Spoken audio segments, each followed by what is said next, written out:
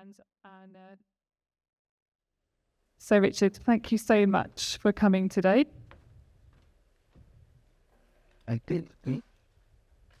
Thank you very much. You have been subject to quite a lot of information today. I appreciate that. I just ask your undivided attention for just a little while longer for something that is really important and really misunderstood and underappreciated. And that is, I mean, I'd like to, if we just, let's just go next, please. And next.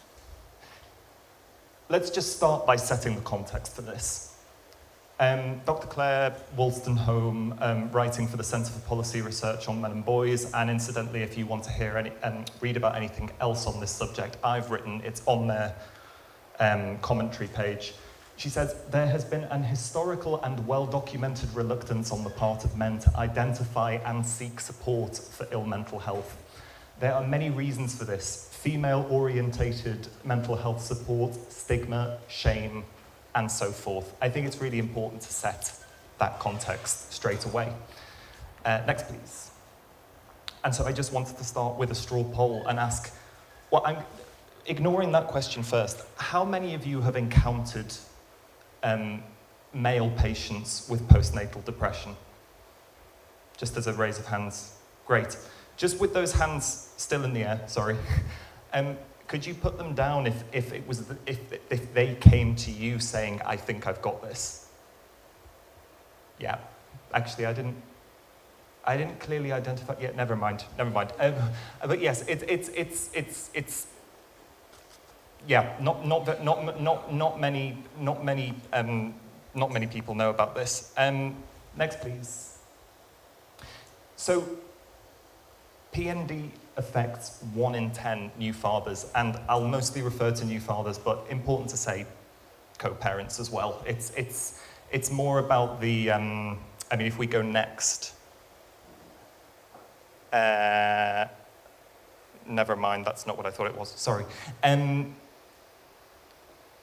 in 10 new fathers, where self-reporting is taking place, this could actually be, it could be a much higher figure than that. Because of the stigma that Dr. Wolstenholme talks about. Poverty is a likely risk factor. A recent review in the US looking at rates of anxiety and depression in new fathers found that countries with higher infant mortality rates saw almost 3 times the rate of perinatal depression as countries with lower infant mortality rates. And next. Oh no, sorry, back. I've got one for you there. Yeah. And PND can lead to a much higher suicide risk in fathers. One piece of research noted a 20 times greater likelihood of suicide risk for new fathers with depression than those without any mood disorder. We need a lot more research on this. That figure comes from just one paper, but I looked at it and I was like, that can't be right. My girlfriend, who's a physicist, I said, could you look at this? You've got a scientific mind. Does this actually make sense? She said, yes, it does. And in the context of 3 in 4 suicides in this country being male, then it's a particularly stark statistic. Next, please. So I just want to talk about the key similarities and differences for PND in mothers, birthing parents, and fathers and co-parents. Next. Yeah. So far as similarities are concerned, mothers go through a hell of a lot in carrying and giving birth to, often nursing their kids. And so I just want to say straight at the outset, a lot of support is directed at them, and that's absolutely right. But fathers and co-parents go through a huge adjustment too. Their lives are completely turned upside down. Speaking as someone with autism and ADHD, I think it is likely that these changes are a great deal more profound for those who are neurodiverse as well, just as an additional consideration. Hormonal changes, I didn't know this. Research shows that men experience hormonal changes after having a baby too, specifically a lowering of testosterone. And some researchers have said that, as with mothers, the change in hormones could actually be a biological risk factor for developing PND at a later point. Next, please. So, for differences, two of presentation. One is withdrawal, and withdrawal is listed as a symptom for PND generally, probably with, I think that's probably in common with depression more generally as well. With men specifically, researchers say that men are more likely to engage in diversion or distracting behaviours. So this could be retreating into work, it could be sporting, hobbies, overeating, the internet, gaming, gambling, and they could also all represent tactics to avoid seeking help. And alcohol and substance abuse potentially as a form of self-medication. Anger and irritability. Men may present with what we might consider traditional symptoms of PND around sadness, decreased interest in activities, but they may, research shows they may be more likely to present with anger and irritability. You could say the same, maybe new mothers would, if they're depressed, would present with those symptoms too. It's more about not to pigeonhole it genders into those two separate things. It's just about what is maybe more likely in presentation. And one of onset, I was really surprised. I found this especially interesting. Any time within that 12 months, someone can be of having a baby, someone could be diagnosed with postnatal depression. For mothers, I think the most typical period of onset is in the 4 to 8 weeks mark. And that will be crucial when it comes back to how are we treating this and how are we interacting with people who may have PND. With fathers, the highest prevalence, they think, is actually in the 3 to 6 month mark. So you could expect, I think NHS guidelines talk about a 4-week period as being the most likely thing. That doesn't apply for fathers, it's much later. So we could miss them and think, well, that might not be happening at this point. So it's important to think about that. Next, please. So I'm gonna skip over this because we've heard a lot about poverty and ill mental health very generally. Those points are all there. So next, yes, specifically with PND. Yeah, again, unemployment, financial strain, housing status. I think we all know this. I will skip over that. Just back one. Sorry. Yeah. So. Alongside the infant mortality rate that I mentioned before, London School of Economics paper notes that levels of PND may be higher in low and middle income countries, and that might not extrapolate to this country because as far as people in poverty are concerned, because we have a completely different health system. It's difficult to know how that coincides here, but it is an interesting finding. Next. Yeah, so we spoke about the higher infant mortality rate. I just want to talk about the traditional societal norms, and with men traditionally being seen as the breadwinner, the person who has to provide for their family.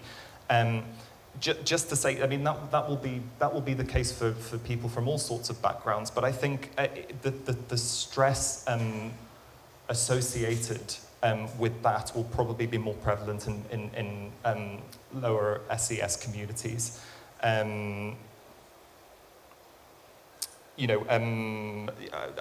Basically a far greater pressure which could cause or contribute to ill mental health in fathers. Next, please. So why does this matter? Going on. So for fathers, ill mental health is bad in and of itself, right? I already talked about the heightened risk of suicide as well. That's really important. And not to mention there's lost time there for what should be the most amazing time of a person's life when they're welcoming a new child into the world. Next, please. Oh no, sorry. Yep, just leave that. But there are effects on the family as well. So recent research has noted that depression among fathers is significantly associated with mothers' depression during the perinatal period. So, you know, if we're ignoring either of those two things, they can impact upon the other. The same is the same with children's ill mental health. One study carried out in Scotland noted that the children of depressed parents were around 3 to 4 times more likely to develop depression themselves than children of non-depressed parents.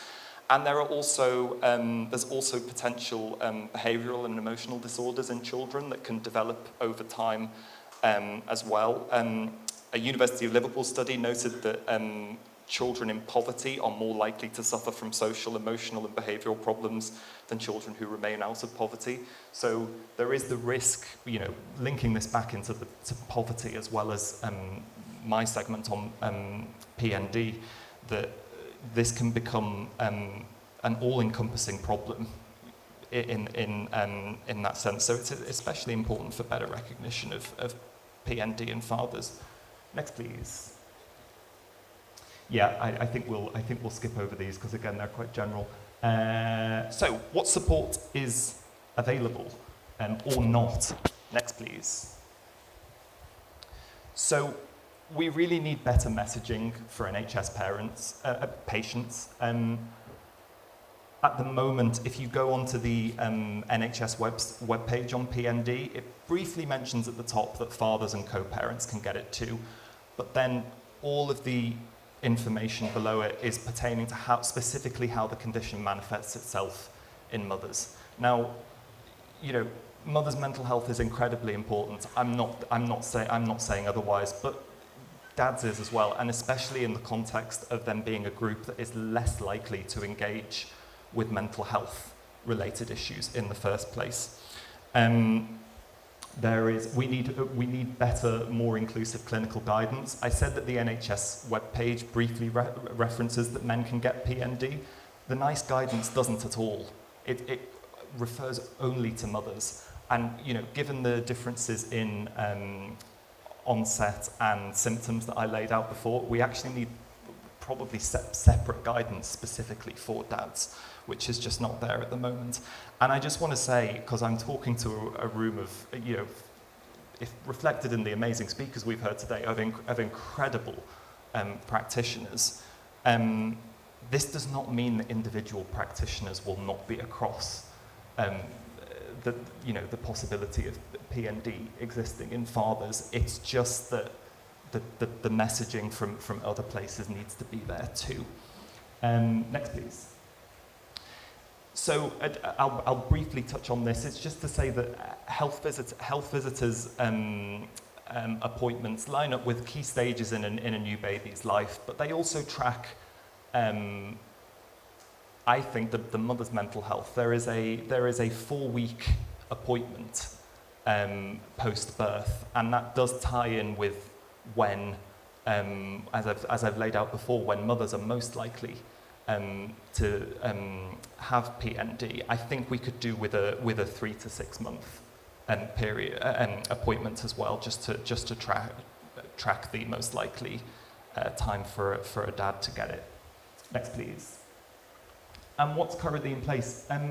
So we already have NHS talking therapies that prioritise new parents and do not distinguish between whether you are a mother or a father, and that is terrific. So it's you know, that's a really good thing. It's just that we need the signposting to be much better.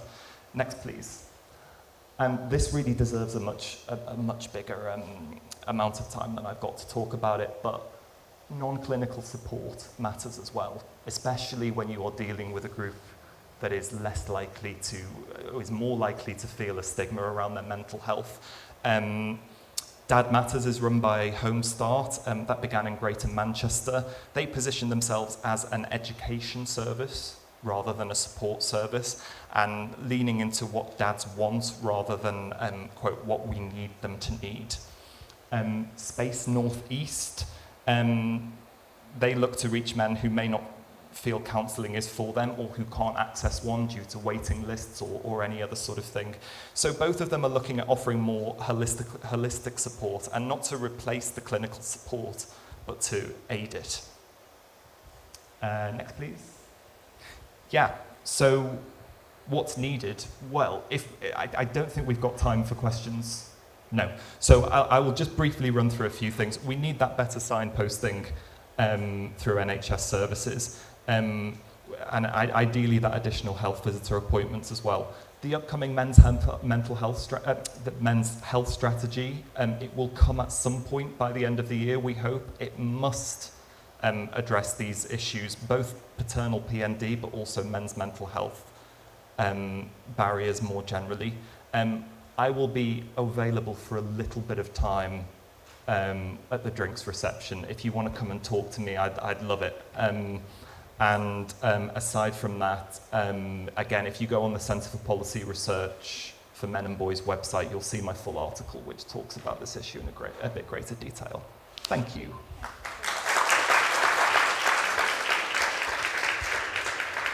Thank you. So,